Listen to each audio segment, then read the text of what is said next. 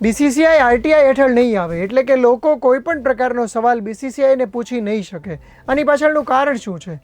ગુજરાત સમાચારના digital platforms પર હું છું મયુર અને આજે વાત કરીશું સ્પોર્ટ્સ ગવર્નન્સ બિલ 2025 વિશે. તો આ બિલને રિસેન્ટલી લોકસભામાં ઇન્ટ્રોડ્યુસ કરવામાં આવ્યો હતો અને એમાં એક જોગવાઈ હતી કે તમામ રેકગ્નાઇઝ્ડ સ્પોર્ટ્સ ઓર્ગેનાઇઝેશનને આરટીઆઈ હેઠળ સામેલ કરવામાં આવે. એટલે લોકો એની કમાણીથી લઈને પ્લેયરના સિલેક્શન સુધીની તમામ પ્રોસેસ પ્રશ્નો પૂછીને જાણી શકે. પરંતુ હવે આ બિલના ક્લોઝ 15(2) પ્રમાણે પબ્લિક ઓથોરિટીઝ ગણાતા જે ફેડરેશન્સ છે એમને જ આરટીઆઈ હેઠળ સામેલ કરવામાં આવશે. પબ્લિક ઓથોરિટીઝ એટલે એવા ઓર્ગેનાઇઝેશન્સ કે જે સરકાર પાસેથી કોઈ પણ પ્રકારનું ફંડ, ગ્રાન્ટ કે મદદ મેળવતા હોય. બીસીસીઆઈની છેલ્લા ઘણા વખતથી એવી દલીલ રહી છે કે અમે સરકાર પાસેથી કોઈ પણ પ્રકારનું ફંડ મેળવતા નથી, માટે અમને આરટીઆઈ હેઠળ સામેલ ન કરવા જોઈએ. એટલે કે public team selection, decision making, fund વાપરવા એ તમામ વિશે કોઈ પણ પ્રકારનો સવાલ ન પૂછી શકે. હવે આના વિરોધમાં એવી દલીલ કરવામાં આવી રહી છે કે બીસીસીઆઈને ભલે પબ્લિકના કે સરકારના રૂપિયા સીધા વાપરવા નથી મળતા, પરંતુ એને આડકતરો સપોર્ટ તો મળતો જ હોય છે, પછી એ ગ્રાઉન્ડની બાબત હોય કે પછી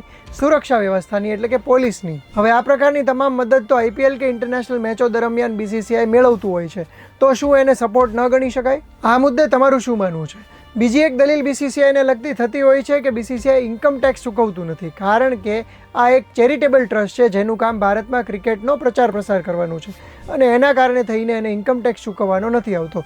તમને ખબર ના હોય તો જણાવી દઈએ કે ગયા વર્ષે બીસીસીઆઈએ 9,000 કરોડથી વધારે આવક કરી હતી અને આ આવક પાછળ ઇન્કમ ટેક્સ એક્ટ હેઠળ એને કોઈ પણ ટેક્સ ચૂકવવો પડ્યો નથી. તો મિત્રો, આ મુદ્દે તમારું શું માનવું છે અમને કોમેન્ટ કરીને જણાવો અને આ જ પ્રકારના વિડીયોઝ જોવા માટે ગુજરાત સમાચારને સબસ્ક્રાઇબ કરો.